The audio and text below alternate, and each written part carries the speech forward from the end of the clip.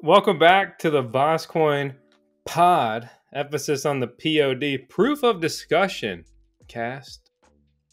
Today, we're going to be talking about a lot of things, including what are we doing with VoskCoin, the mining farm, the strategy moving forward, addressing the elephant in the room, which is not just the Bitcoin halving, but the looming much better Bitcoin miners of higher efficiency on the horizon, or are they really that much better?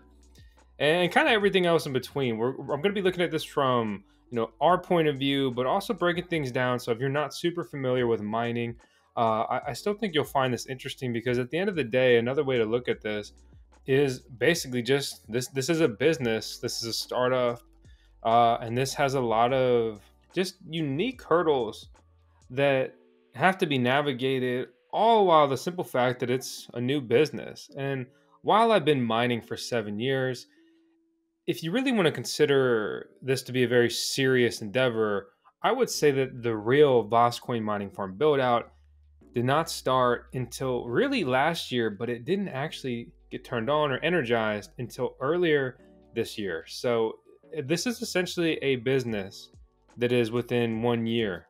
This is a total infant, and everything that all the mining that we did before, great. I just kind of view that as experience and trials and different stages of it. But this is the real deal. These are permanent deployments. We bought land, we've invested in infrastructure, we've invested in miners, and we've also leveraged the VoskCoin channel to have a unique advantage in the mining sector or mining farm build. You've also faced a lot of challenges that I think you would never have expected outside of, deploying from a shed or deploying out of your basement.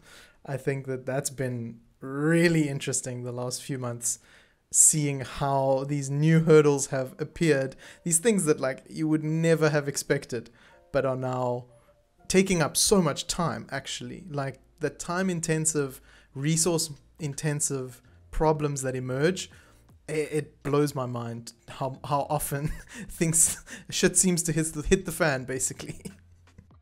It's pretty funny when you look to scale a mining farm and, on paper, I mean, it's a cash cow, right? I mean, it's like, buy this, it earns all this money per the mining profitability calculator. Set it, forget it. It's so easy, man. You do nothing, you'll be rich in a year. That's kind of what you think. It's kind of how you feel. It's how some people pitch it. And in a bull run, to be honest, that's what it really feels like. But the global market conditions are much worse than they were before.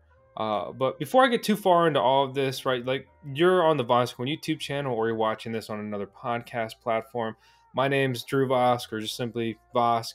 But you probably guessed it. I wore my little t-shirt today. I'm here with Bryn joining me. He's been with VoskCoin for over 2 years now. He is a key video editor, and he helps us with so much here at VoskCoin. So he's going to be hanging out with me today. Bryn, I saw you move the mic. What do you have for the people? I was just going to say, don't do me dirty like that. Like, it's going on 3 years. Like, it's 1 month until 3 years, boss. So you're still dropping the 2 years. Like, it's kind of like when you're 6 and 7, you're like, dude, I'm 6.5. All right, I'm 6.5. That makes a big difference. You're going on 7. I get that. But, 1 year it's a big deal to a 6-year-old. I mean, that's a large percentage of his life. So there is a big difference. Going from 2 to 3 is a 50% tenure bump. So, hey, man, you get yours. Command the respect. Command the respect. Thank you. Kind of looking forward, right? Or I guess not even looking forward, but to address what you brought up, the hurdles, like, what has just slapped me in the face over the last year?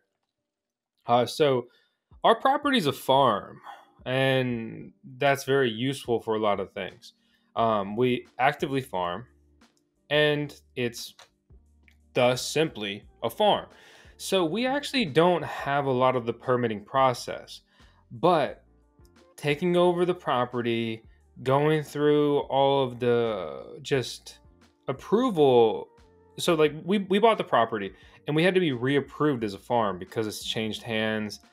Maybe the old one had lapsed. It doesn't really matter. At the end of the day, when you go to your local government and they're like, you need to do this process, like you can sit there and argue or you can just start the process. My personality, I do both, for better or worse. So in the beginning, we did not have farm approval, and the electric company wouldn't come out and do our service because they say you need a permit to do that. So that held us up a long time. Uh, our original shed for mining was deployed in July of 2022. And to be frank, we were about 2 years behind where I wanted to be at that point. And the delays are even beyond that, but that's a whole different story. And there's a lot more that goes into that. But, so basically sheds dropped July 2022. We didn't get our service turned on until, I think it was like December or November of 2022, essentially half a year later. That was a devastating blow to the mining farm, to the profitability projections.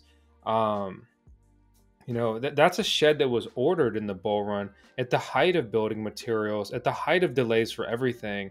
And it's not that I necessarily overpaid, but it's more a note that like things had entered a new era of just simply being more expensive, and you needed to be ahead of the curve. Oh, like you want something, order it months ahead, not weeks ahead, several months ahead, half a year ahead. And I navigated that well, but I just completely lost when it came to the electricity because I had a stopgap deployment with Starlink, and Starlink is a good internet service overall. But it's, as much as I like a lot of the things Elon Musk does, he jacked that internet price, got like 20% by the time from when I started the service to when I moved to Verizon, because they ran me a hardline internet. I still keep Starlink out there. The service is deactivated, even though they threatened me that they're not going to let me back in if there's no room. I'm like, wow, what a great experience, guys. But that way I have a backup option, but I utilize a cheaper and much better internet option. That worked out eventually. But the bottom line is I had internet and I didn't have electricity, and that just really slowed us down. I had a lot of mining rigs that were pretty profitable at that time that kind of just aged out. With coin prices going down over that period, some new miner models with way more efficiency being released during that period. Again, it was just a devastating blow to the bottom line. So right out of the gate, feels like we kind of sprained our ankle.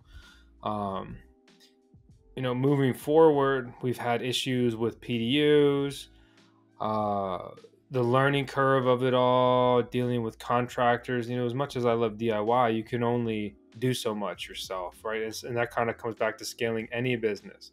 You could do everything in a business if you really wanted to. But at some point, you're going to run out of time. Your mental health is going to suffer. Your work-life balance is trash. You're going to lose all your friends, and your dog's going to, I don't want to say hate you, but, you may not have that same bond. And we take dogs pretty serious here at VoskCoin. Very, very seriously, to be honest. But I guess to round it out, Bryn, a lot of hurdles along the way. Some of them unique to my deployment. Some, many people face other similar things. At the end of the day, just like any other obstacle, you just have to overcome it. And to overcome it, it takes time, and it takes effort, and it takes money. Unfortunate part of it, man. But to be honest, I think one of the great, or kind of positive, I guess, outlooks that we could look at after all of these difficulties is like the amount of experience that has been gained in such a short span of time. I think is really invaluable. And I think we've really seen the value of both teamwork, in the sense that we as a team can't really be there to physically help you, but we can do our best to support you in taking things off your shoulders, but as well as like the guys from BMA, and getting the community involved, the teamwork aspect. It really does make everything so much more viable, and you've experienced that firsthand amidst the incredibly exciting next step, now that we've completely migrated from basement to shed to farm. Now we are from farm to immersion, like full on next level tech, and that kind of stuff is tricky. That tech, it seems from the the core concept, it seems rather tricky in terms of making sure that there are no problems and it's safe to use and everything. But because of the community, because of the team that is, around you, you've been able to gain that experience super quick. And now you're so much more advanced in terms of your perspectives on deploying mining farms, deploying miners, navigating the how could you put it, the mining landscape, in a sense, considering things like newer editions coming out, just like we've been discussing actually for the past few days, like what the strategy could be as we move into this next 6 to 12 month phase of, that halving, the elephant in the room. It's coming. Nothing is going to stop it, and it's going to crack down on your operation, but we can't let it ruin us. So we have to find ways to navigate around it. It's quite literally programmed. This is Bitcoin. This is blockchain. This is tech. This having, like you said, there's no getting around it. It's coming. It's programmed.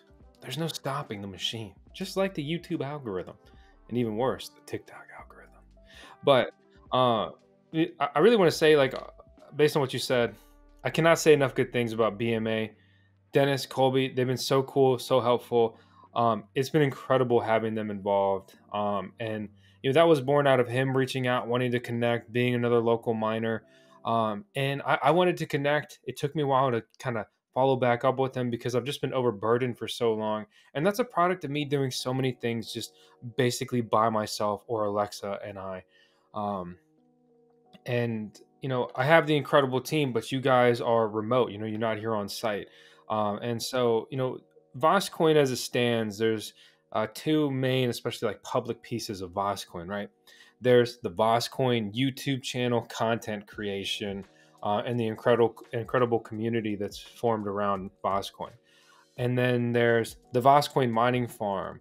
Some of the behind the scenes things I've been doing over the last year, I've been breaking everything apart, even legally. Like VoskCoin, like mining is a separate entity than VoskCoin YouTube. And that's beneficial for a lot of things. And there's a whole parent company structure and all that kind of stuff now.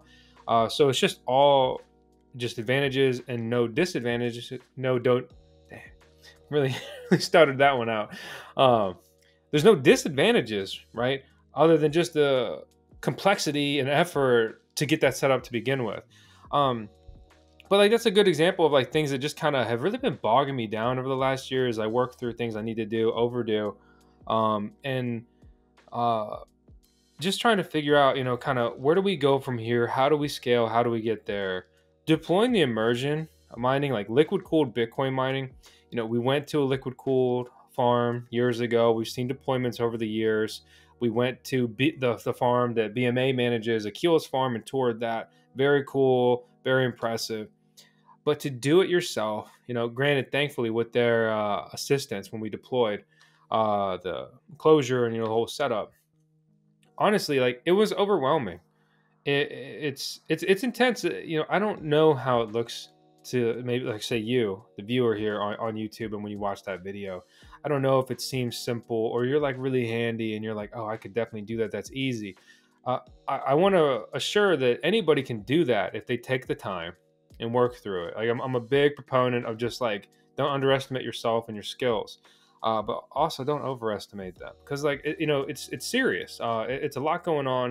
It stressed me out before, during, and I felt so relieved after, because it's a very permanent thing. That thing weighs several hundred pounds, probably like 700 pounds. So I'm not even moving that from the corner that it's in. I would have to drain it. And we're talking over $1,000 of drained fluid. I would have to recapture that.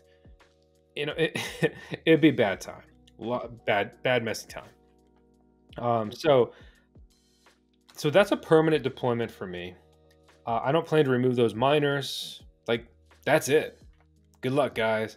And that's why, like, not to get ahead of ourselves in the mining strategy, but one of the end game plays, or really the end game play, is solar power. I don't care if those miners one day only make a couple bucks a day and they would never be profitable to run, in 5 years because of, competition and whatever. If I'm making my own electricity, then that's plus a couple bucks a day. It's just really that simple.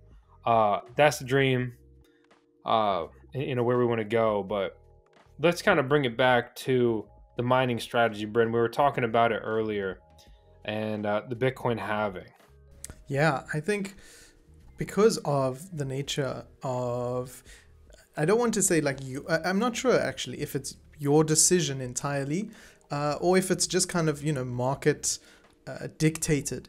But in terms of the deployment that you currently have, with the digital shovel mini pod that has now been maxed out in terms of deployment as far as I can remember, as well as your submerged Bitcoin miners, the 10 that you purchased in that awesome video, then your kind of majority stake in this mining farm has a backbone and a spine and like the whole, basically the skeleton is Bitcoin with some altcoin miners sprinkled in between. So for yourself as a typically Bitcoin miner, you could consider yourself a Bitcoin, I don't want to say maxi because that's that's a bit of a triggering word, but as a Bitcoin miner at the core for your mining operation, with this halving approaching, knowing that very soon you are going to see a split down the middle, everything cut in half. Like what? I can't imagine what must be going through your mind in terms of like breaking down the potential routes forward. Like, how are we going to do this? How are we going to get this done? And like you said, the one key factor is energy efficiency. If you can get that electricity cost as low as possible, it doesn't matter if the difficulty goes up and if the efficiency isn't that great. But if it's, like you say, earning more than it burns, that's going to be profitable. And that's going to make you some Bitcoin. And by then, we can hope that Bitcoin will have appreciated really decently. But just in terms of that kind of frightening realization that like the majority of the farm is based around Bitcoin, what are you thinking of as a, not backup plan, because Bitcoin will stay plan A and B and C, but what is the kind of substitute to offset the halving? Because we've just actually recently released a video about halvings, so it's not something specific to Bitcoin. So there's a lot of moving parts. What are your thoughts on that? Well, so this is a key mindset thing, and not to like get on my rant podium, right? But you need to look at the stats, you need to look at the facts, you need to look at the data. A lot of people get too caught up in the bullshit of what they want to believe, hopium, what their buddy said, or whatever.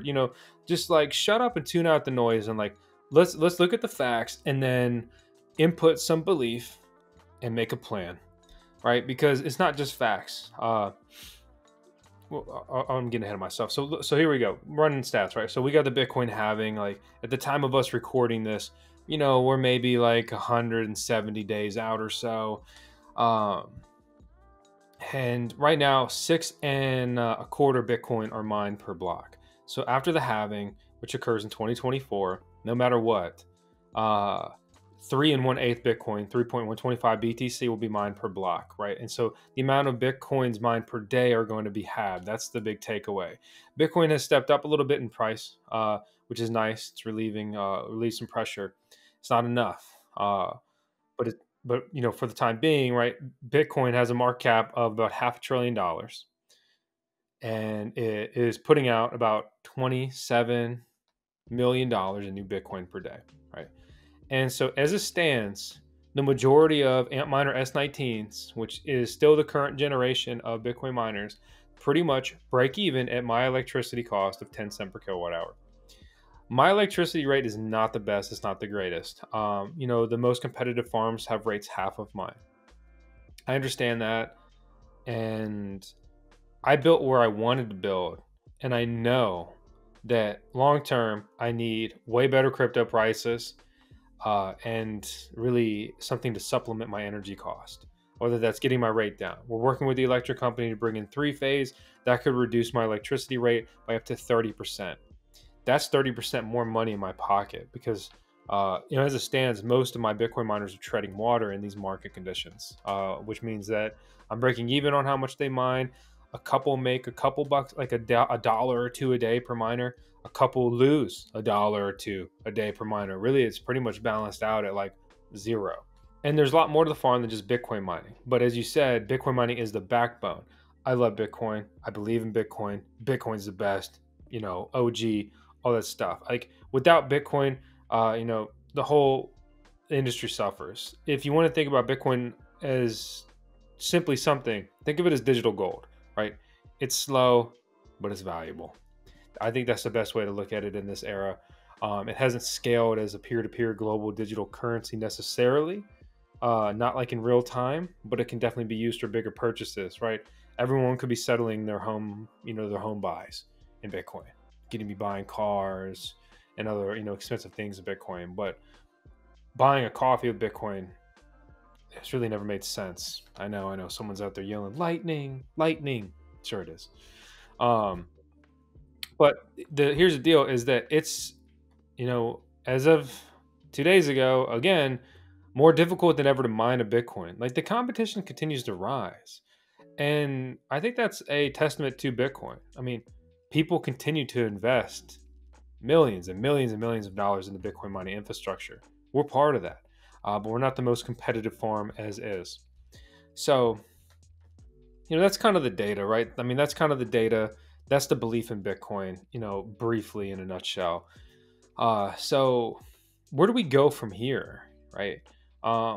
There's Casper mining, which has been very profitable, but very expensive miners.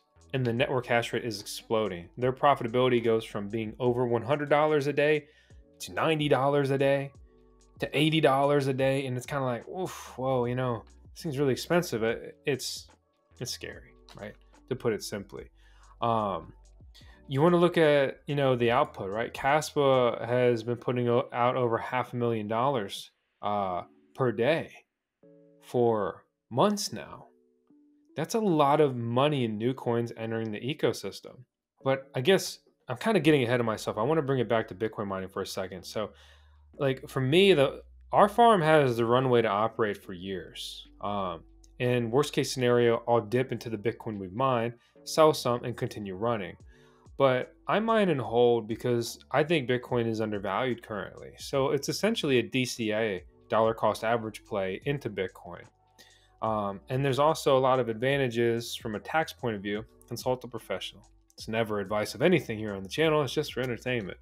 But you can, or let me speak from my point of view, right? Expensing miners, expensing electricity. These are ordinary and necessary. Those are the key things you're looking at. Like, can I write this off for my business? This is ordinary and necessary for a Bitcoin mining farm. I mean, that's literally the business. It's buy electricity, buy miners, mine coin. That's it. So the tax advantages help offset, and it helps make this more viable. Coupled with the VoskCoin side of everything we do, it becomes even more advantageous. And that's one of the unique angles that the VoskCoin mining farm has as opposed to some others. Fortunate that that's the case, but this is also a product of like 7 years of really like double. I think of it as double full-time work. I mean, it's been a lot. It's fun. It's addicting. It's rewarding. It's engaging. But crypto never sleeps, and I don't sleep much either anymore. Not to mention all the gray hairs that you've added. Yo, sorry. Don't talk. Honestly, you look at some of the old videos. I mean, like you're probably gonna put one right here next to me right now, but I'll be honest, it's been a rough couple of years. It's wild what 4 years can do. It's really insane actually.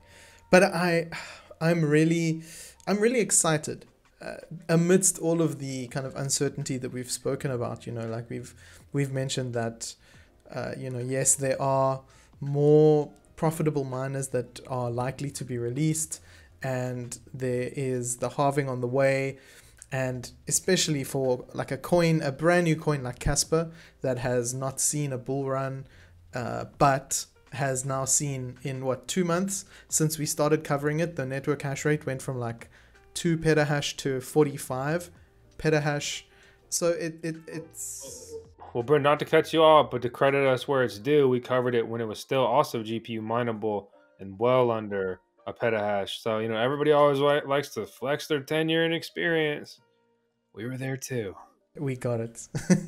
but unfortunately, we didn't have any GPUs to mine. I just pulled up the chart.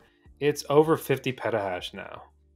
That's crazy. Yeah, I definitely think 100 is coming, especially with Bitmain dropping more miners and more of the Ice River deployments. They're probably rolling in cash, and they're not going to stop producing because it's their cash cow. Caspa has been holding up so well price wise. Like just in the last 24 hours, right? It's up 7.25%.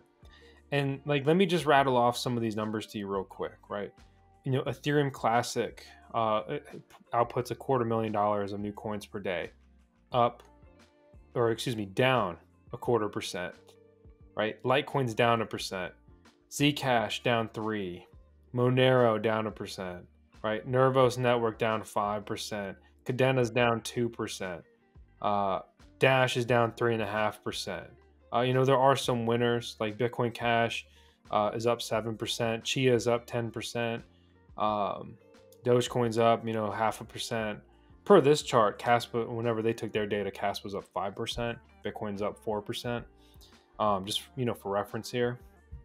The point here, as I rattle off all these numbers, is you would think that everyone is just dumping Caspa coin, and the price would be plummeting. But they hit an all-time high like 2 weeks ago, and the price is up, more than halfway to double digits in the last 24 hours.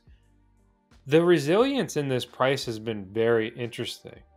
And let's not forget that this coin is on NiceHash, which is the systematic dumping of those coins for Bitcoin.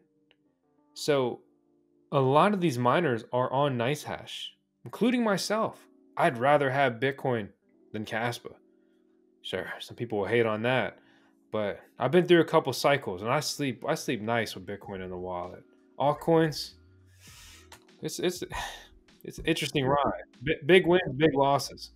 Yeah, you'll be waking up every few hours just to double check that that portfolio value, just like where am I at?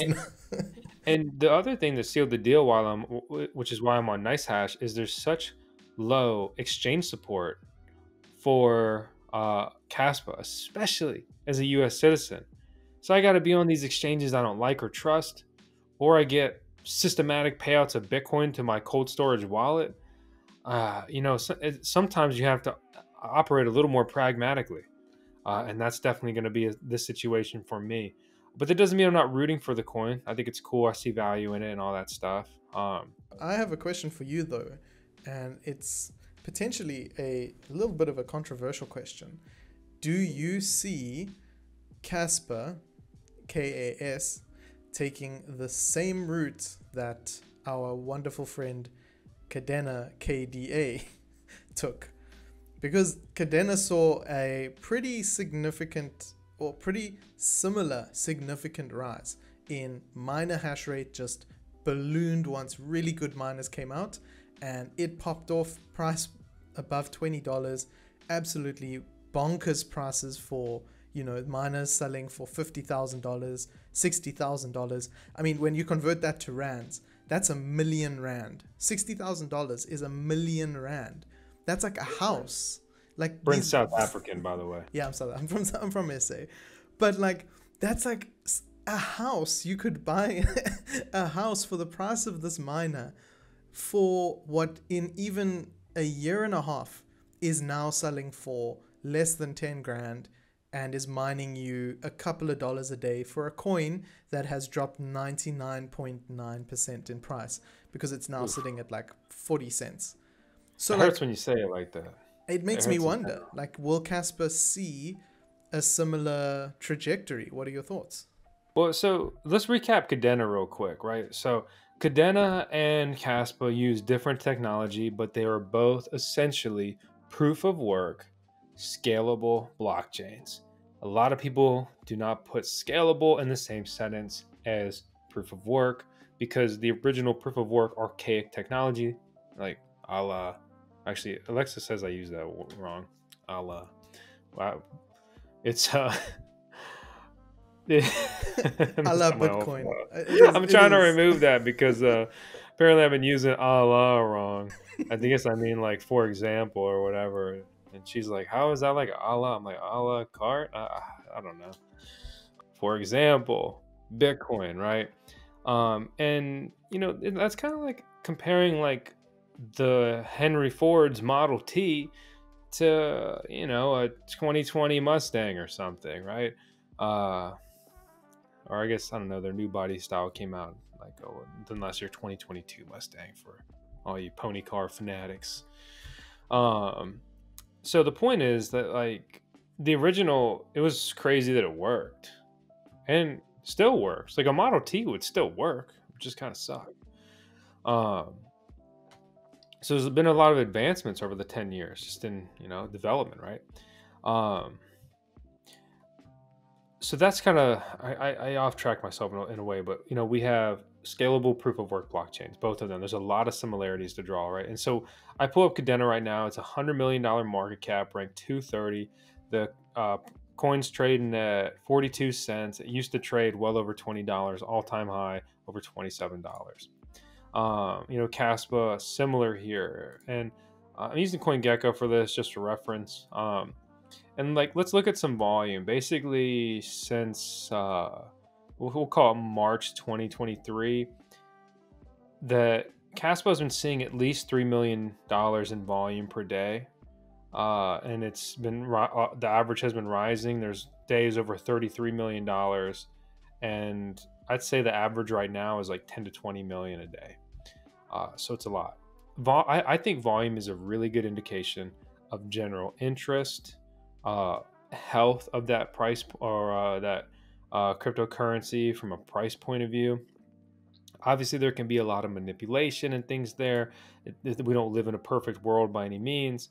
But if we compare that to Condena, right? I mean, so they were in a bull run, and they were doing like $1 million in volume for a couple years, and then it just rocketed to like over 100 million.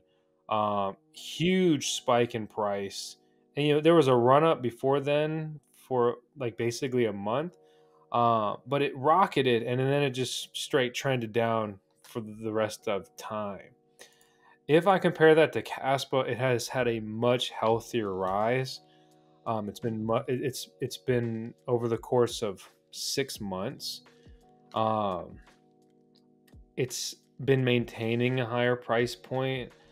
It still has very low exchange support for being a top 50 cryptocurrency.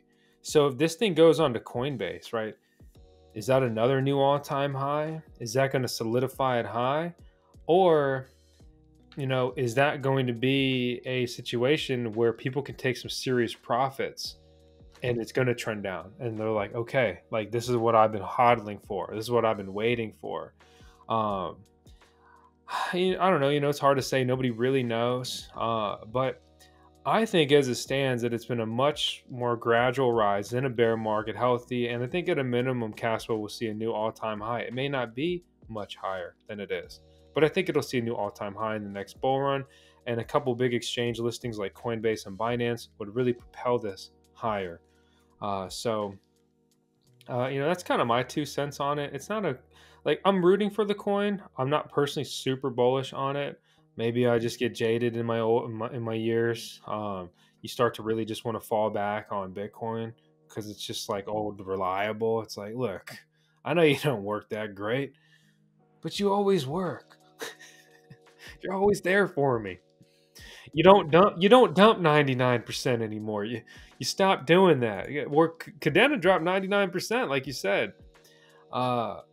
That left people wrecked, right? Wrecked on the coin price, wrecked on miner buys, Then Bitmain came out with the Antminer KA3, which completely just put those gold shell Cadena miners in the dumpster. So there's no like redemption arc. Like for a couple grand, you can get a miner that blows, if you bought it at an unfortunate time in retrospect, 20, 40, 50 grand. Like if you took $50,000 today, you could buy 25 KA3s and just mine, have a massive disparity in actual mining power. And that's something we're seeing in a way with some of the very bullish or well-positioned Bitcoin mining farms. A lot of them bought miners where the S19s were 10 grand, right? I mean, very expensive build outs. And now they're basically DCAing, they're averaging their miner price down, buying into these current generation S19s that will likely have better efficiency, more hash rate, and cost literally 20% of the price that they pay for those former models. I mean, when we bought 10 S19s that one day from the local miner, very cool guy, but was basically capitulating for mining. He had bought those for over $10,000 a machine. We bought them at $1,000 a machine. They're new. Like they were never ran. They, talking about those early farm hurdles, they never got to deployment. And one, that's tragic. Two, that kind of shows that while it doesn't feel like it, now's a really good time to be expanding and building if you believe in this stuff. And even with better miners on the horizon, kind of talking strategy. I'm finally getting to the phase of the farm where I'm getting deeper into firmware, overclocking, underclocking, and all that stuff. Honestly, it's a lot of fun. It brings me back to the GPU mining days in a way. I am decided to take a stance, given my situation, to simply maximize efficiency. And even if things pop off, I'm not going to pivot from that. Like I'm going to set these at max efficiency within reason. I could make them a little bit more efficient while significantly reducing the hash rate. I'm not doing that. Like for example, I'm tuning the S19J Pros. I think it's down to like 24 watts of terahash, 25 watts of terahash or something. Basically, I'm tuning them to be essentially as efficient as they can be while still maintaining an average hash rate. Let me pull it up so I don't say the wrong number. All of these miners are maintaining, I'm looking at their 24-hour hash rate. It's somewhere between basically, there's one that kind of sucks. All the other ones are 80, 83, 84 terahash a second. So I've downclocked it from 104. I basically have dropped 20 terahash a second off of it. And I've done this with eight miners. They're the ones that were deployed in liquid cooling in the DCX enclosure. So I've essentially, let me just, I use a calculator a lot so everybody doesn't make fun of me online. I've dropped off 160 terahash in the pursuit of efficiency. So let's call it, a miner and a half in a way. It's not quite that. I've dropped off a miner and a half of density in the pursuit of efficiency to make myself just have a more viable operation long term. I just think that this makes sense because at some point you start to just really run out of runway and out of cash because all of our electricity bills are paid out of pocket. I'm not selling coin. I hate selling coin in market conditions like this. This is not a time I want dollars. I mean, they inflate that thing to hell. I want Bitcoin. I want other cryptocurrencies as well. So that's what I'm doing on the Bitcoin mining front. And when the new series of miners come out that have sub 20, have efficiency of sub 20 watts of terahash, I'll start looking at adding some of those. But I need to see the landscape. As much as I love this stuff, it's treacherous out there, and I have the farm in a good spot where we're nearly at 2 petahash, and in a way, it seems kind of like a good stopping point, right? Because at the end of the day, Bitcoin mining, is still within the category of a high risk investment. Um, a lot of the echo chamber of cryptocurrency would disagree with that, but this is a digital asset. It's speculative. Um, as much as I love and believe and value Bitcoin, the world don't take this the wrong way, right? The world can survive without Bitcoin, right? I'm like, yeah, the world needs Bitcoin. The Bitcoin makes the world better, yes. But in a day-to-day life, an average person who is more akin to an NPC does not know, want, or necessarily care about Bitcoin until they really start to understand that they work their 9 to 5, they put all their fiat USD into savings. The government prints as much money as they want, literally devaluing their money, their savings, which ultimately is robbing them of their vitality, because you're trading your life for money. If you're doing it, especially if you're doing a job you don't like at all, to make ends meet, or whatever else. It's just, honestly, it's fucked up. It's the government steals your life under the guise of protecting you. Yeah. Only thing you protect me from is freedom. The irony. It gets into a bit of a kind of tinfoil hat conspiracy vibes when we get this deep, but at its core, I think it's really important to understand that one of the best parts about cryptocurrency is that it is encouraging that freedom of thought and logic, and understanding the world around you, seeing how it works, and trying to break out of that system. For myself, even, I own personally very little Bitcoin, but it's not out of my own decision. It's just out of the way the world works. Like, I don't have an amount of money per month that I can just expend on accumulating this asset, because I try to make ends meet every month.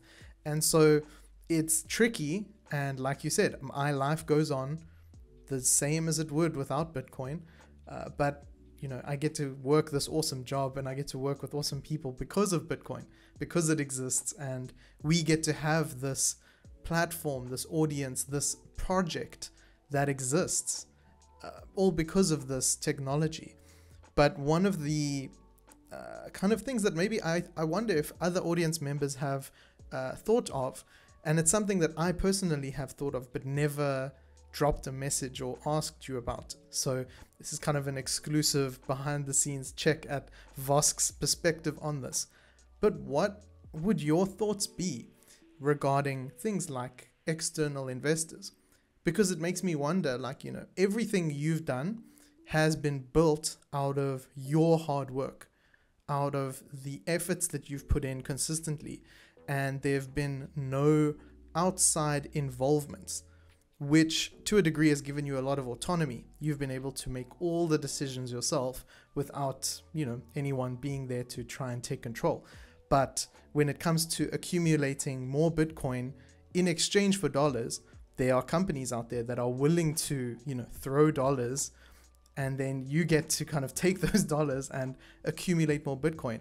So it seems on the surface like, wow, that's a really cool opportunity. So I want to hear from you, what are your thoughts on investors and these kind of VCs, and especially over the last year, it's been a shit show of companies blowing up and just so many projects dying and everything. But So moving forward, do you mean in general, or from VoskCoin looking to rapidly expand, utilizing VC money? Yeah, an VoskCoin, investor? the farm itself, utilizing funds from an external source to expand the farm beyond what you've currently built it up to.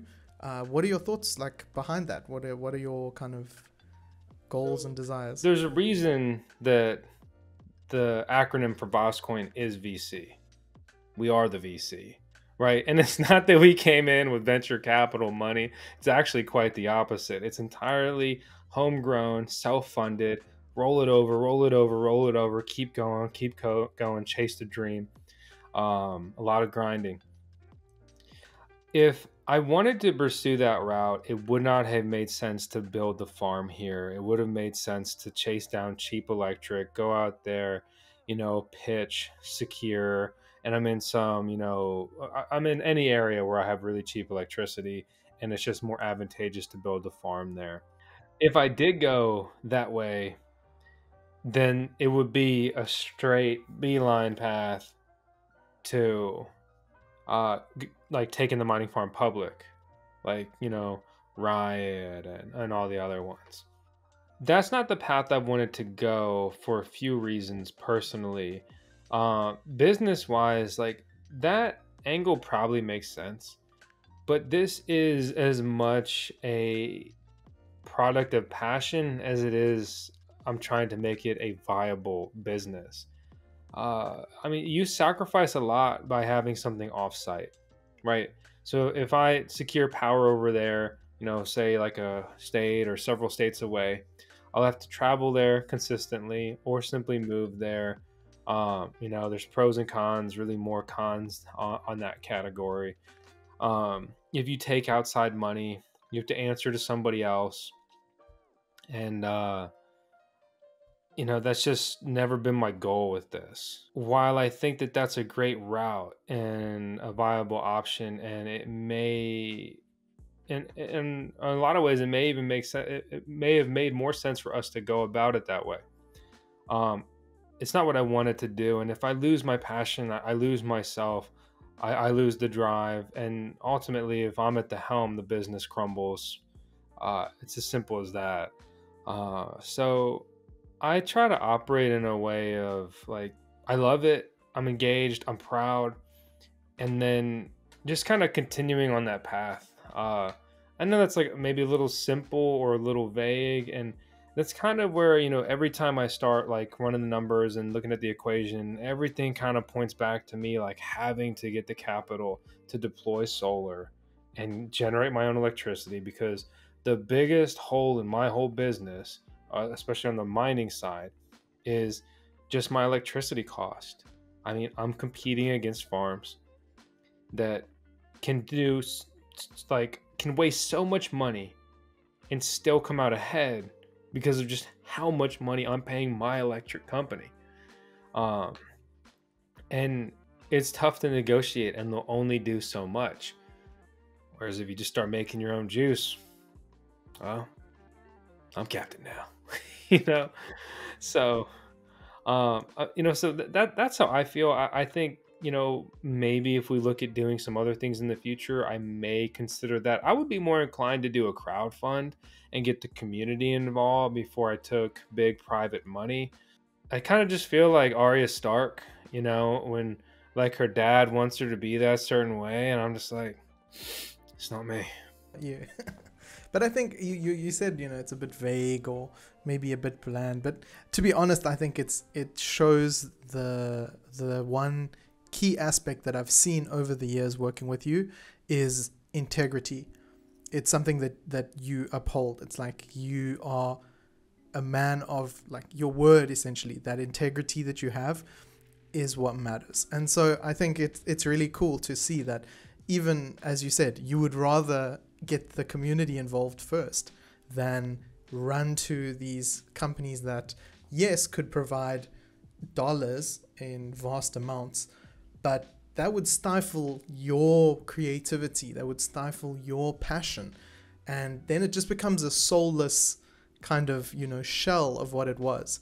And that's not what we're here for. That's not what I've stuck around for 3 years.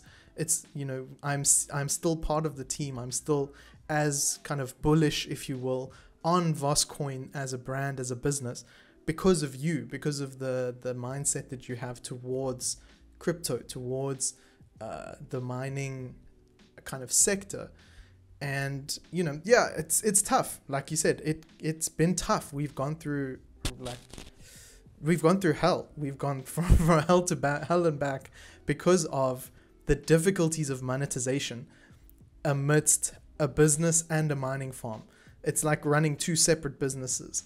And, that's also something that we kind of touched on previously in the first podcast episode. If you want to go back and listen to it, is the inner workings of the channel itself. But in terms of monetization and like revenue generation for the channel, it's tough. Like, it can be really tough as a crypto channel, because I don't think many viewers are actually aware of how YouTube works. I think they just kind of, think that YouTube is this huge company that just pays money, just gives free money if you make a lot of people watch videos. But it's actually the opposite, like not opposite, but there are very kind of unique twists to it that maybe we could also dive into to help our audience and even new viewers understand like why it is that we, for example, take sponsored content, why we have to, consider these things, because amidst scaling, there is a restraint put on us financially. I think that's an incredible topic that we could really kind of dive into, but I think that it's better we cut that, and that's episode 3, so you better be sticking around on the podcast. So to bring it back to like the mining farm strategy and focus, as we kind of round out what we've been really thinking about and fleshing out in today's episode, it's been more difficult than I anticipated. I don't like to brag, right, or showboat or boast or whatever. But at the end of the day, to credit myself some, like, I'm a subject matter expert by any degree, just even simply how much time I've spent on this stuff. And so I'm a subject matter expert, and this has been difficult, right? And I've seen a lot of mining farm deployments, which I'm very fortunate to, be going on some of these mining farm tours and asking questions that I think, the viewers want to hear the answers to, and I'm personally curious about. I think this is a bit of an aside in a way, but one piece I love with like what I do, which is, in a way kind of just like a host / other things of like crypto YouTube channel with the huge focus on like deploying capital, passive income, getting your money working for you, and of course mining. I am very much just a consumer of this type of content. So it's like I have fun making it because it's shit that I'm interested in, curious about, or I have these same questions. So I'm like, well, if I have these questions, like someone else probably has these questions.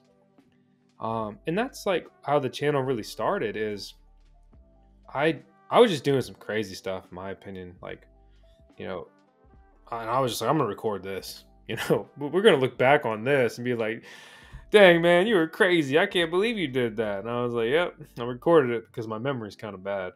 I kind of think of my brain as like, if you think a computer, right? I've got like a lot of RAM. Like I've got some really good capabilities. My hard drive is trash. That thing has been overwritten so much that like, like it just doesn't, it's kind of corrupt, it's like, when I look for old files, I just get the little wheel and it's just spinning and spinning and spinning. My point though really is that I really enjoy like the content creation. I enjoy this stuff. So like I've always liked teaching too. Granted, I had like a terrible time in school, which is a whole nother rant. But I've always liked, just the whole atmosphere of like learning, right? I mean, like learning is the most incredible thing. And I hate school because it's like a structured establishment, and that's one of the reasons I think I really love crypto. Like I hate the establishments that exist, right? I'm a law-abiding citizen and all that stuff, but and there's pros to a few things, but like that's what's incredible about Bitcoin is it just like shrugs the whole existing system and gives us another route. It gives us an alternative. It was Benjamin Franklin that has like a famous quote basically saying that the government, like you should separate the government from the money. because if the government controls the money, then they control everything, right? It's kind of like, why did they come over and separate the church and state, but they didn't separate the money, right? So, okay, like people kind of trend to move away from religion over the centuries, uh, but there's no trending away from using money, right? And then you take your credit score, and that's just your social score, and it's kind of like what they're doing in China and all that stuff. I mean, you are entirely controlled by money, and the more it becomes digitized, right? And that's why like these CBDC, central bank digital currencies, are actually so freaking terrifying in the hands of the government. They just turned off all your money. Okay. Oh, you ran a red light. Ooh, social score going up. You know, now you're gonna go buy a car or a home, and you're gonna pay more for it. They're gonna punish you. They're gonna keep you down. The whole world is built to keep you down. Like you're supposed to be a rat in the maze. You're supposed to be a cog in the machine. And the sad fact is, honestly, it's fitting for a lot of people, unfortunately. But if you like this content, then you're probably not one of those people. Um, you know, it's kind of like the libertarian point of view. It's just a better direction. You know, a government's needed with just the capabilities of the average human. Yeah, unfortunately. But you know, an overbearing government controlling is the worst thing possible.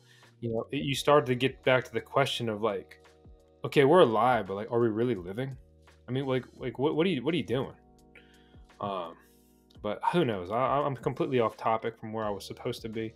Uh, I'm in my feels today, Bren. I'm in my feels. It's good. I think people don't get enough of it. Well, they'll be the judge. We'll see the metrics. They come in. You know, it's the content creator grind. You know, it's rough. It's you know, on average, you look at like content creation out here, like say on the VoskCoin YouTube channel.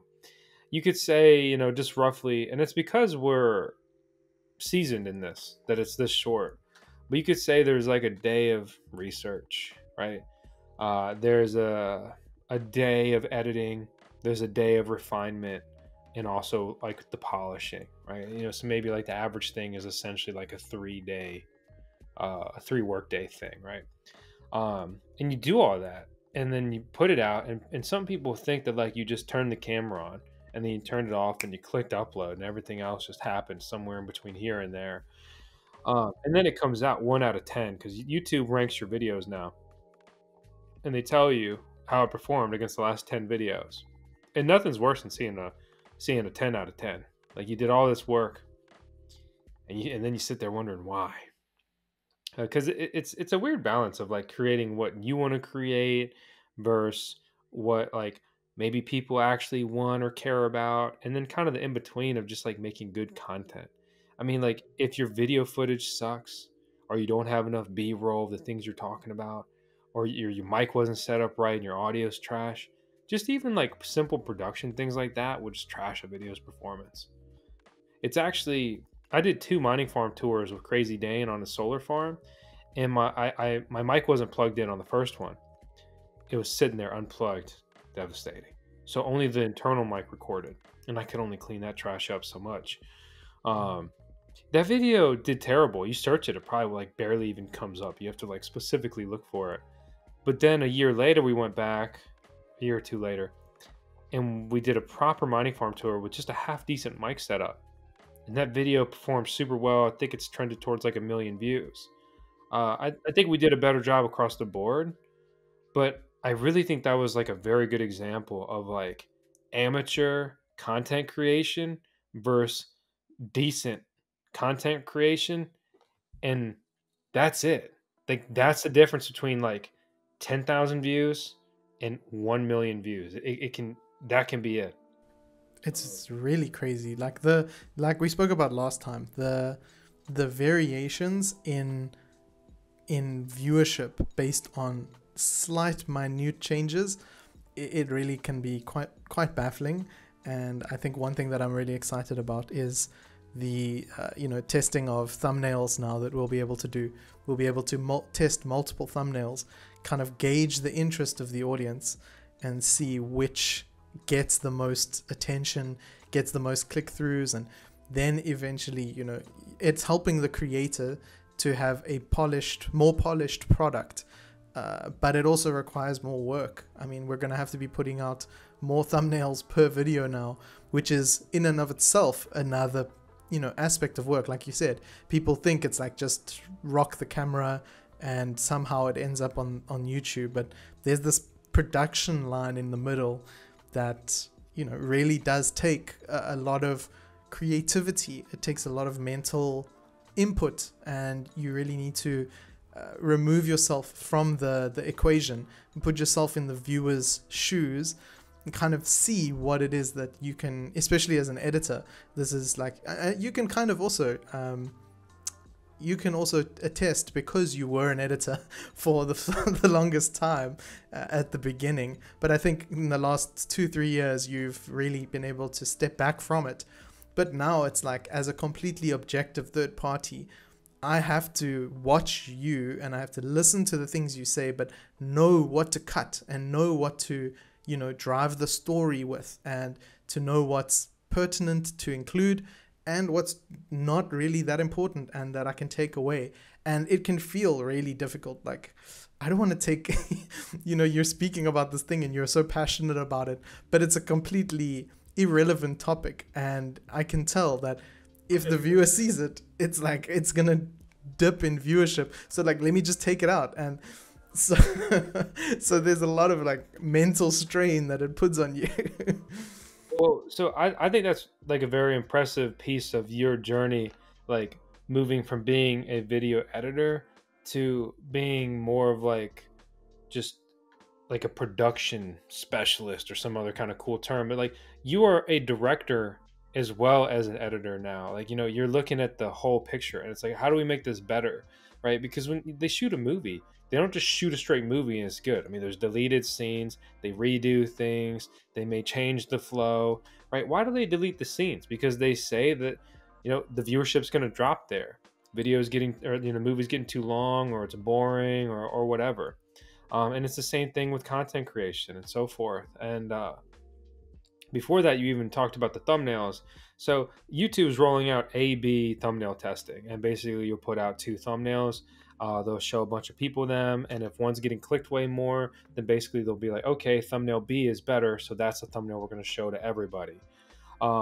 What a lot of people probably don't know is that, remember Squid Games, right? Were popular for a while.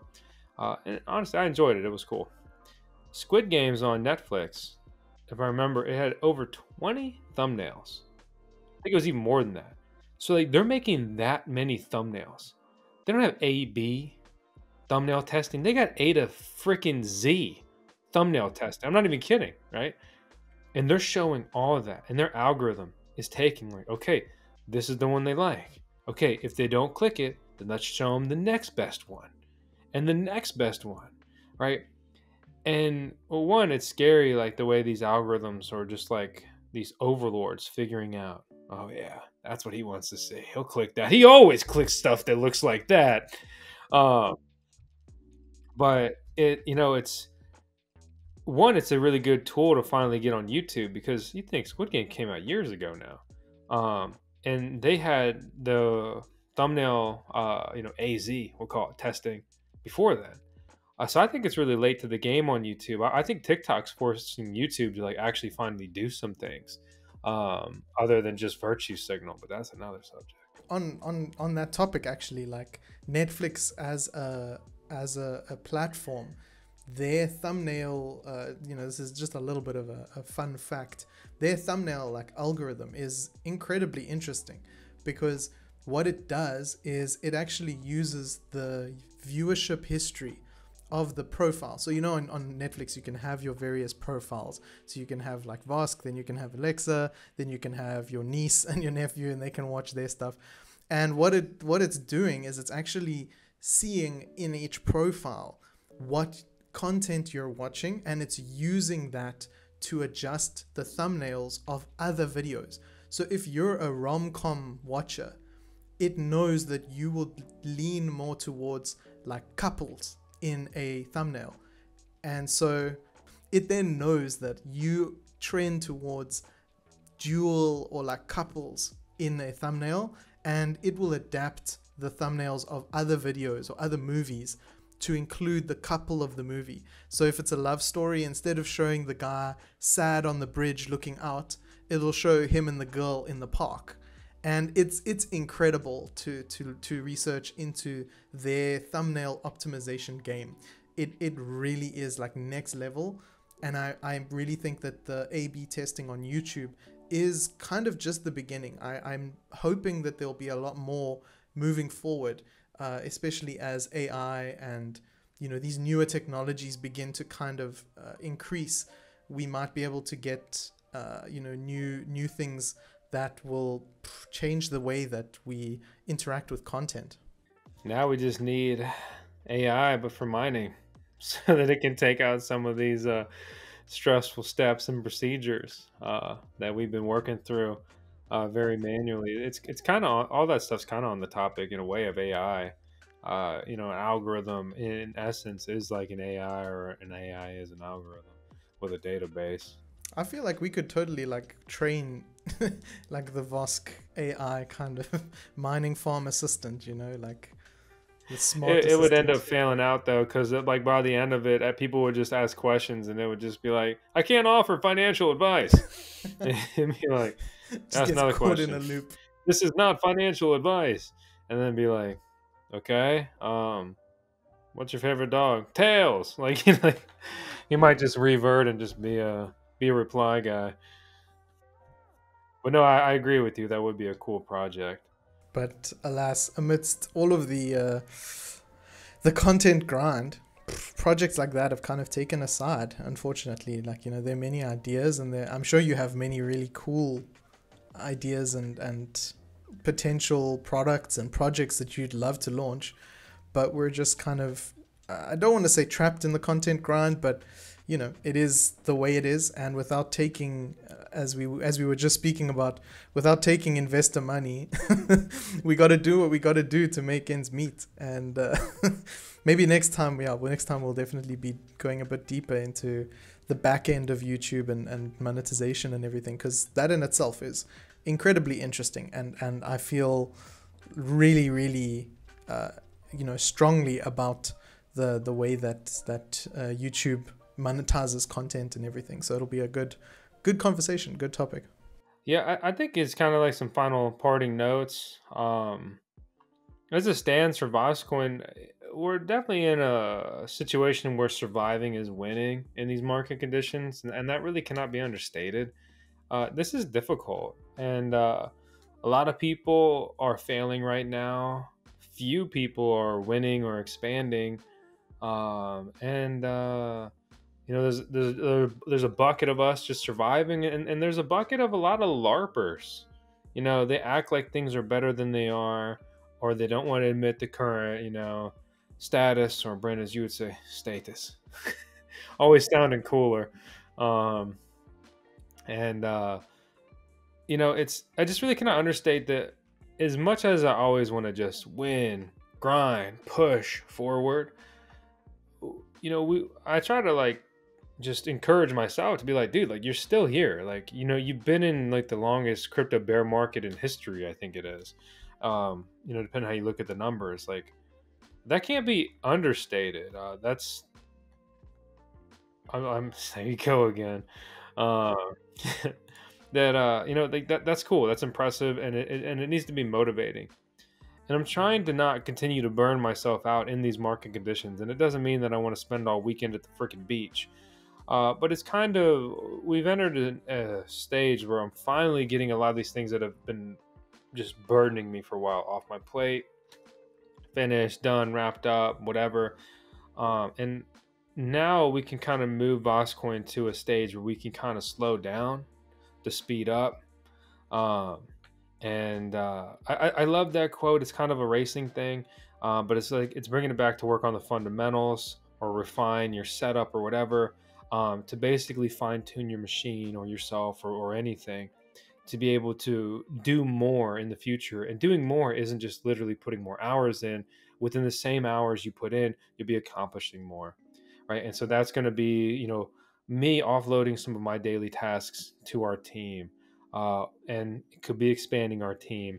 It could be, changing our formula, our procedure, the way we work on things. It's just there's really always room for improvement, and that's kind of, instead of like, oh, like let's make another video this week, like let's spend that time, working on the VoskCoin YouTube side, just mechanics, right? Or instead of like agonizing over the next miner to get or whatever, what if we look at fine tuning what we have, right? Let's be a well-oiled machine, top to bottom, in every aspect we do. Because there is a very big growing duality with VoskCoin, with the mining side and the content side. And if this isn't properly just scaled and planned and managed, I'm just going to have signed myself up for another job when I already operate time negative, most of the time over the last couple of years. But I'm excited. I think, and this is like a simpleton thing to say, but like every day we get through, we're one day closer to the next bull run. And I don't want to sound like I'm so fixated on just a bull run, but let's be honest, like the cryptocurrency sector is a feast or famish sector.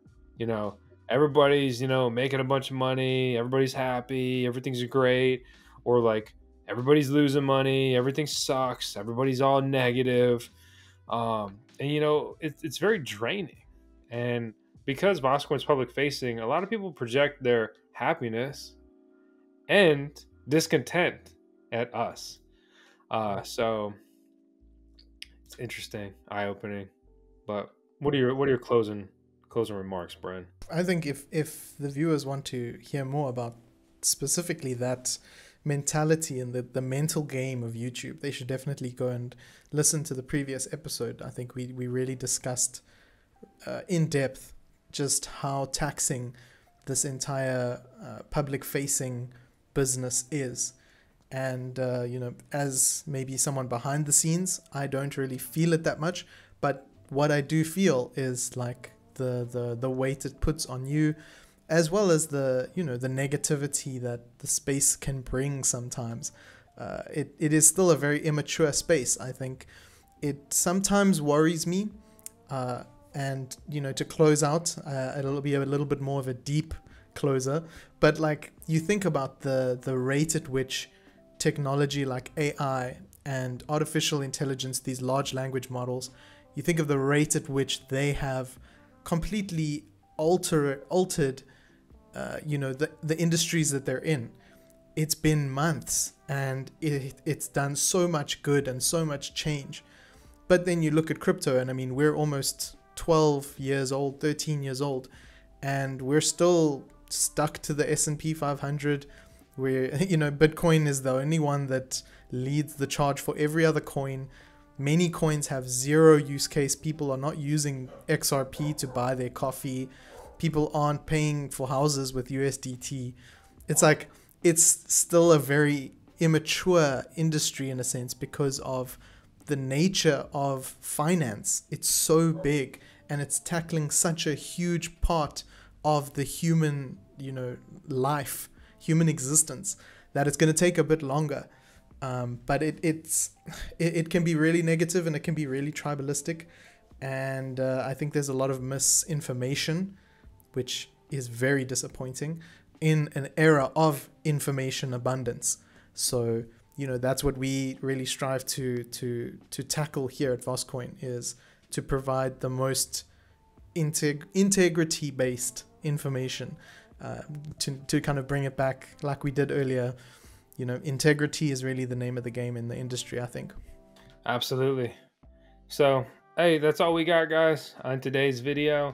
I think maybe in the future we can flesh out more of like a real-time mining strategy.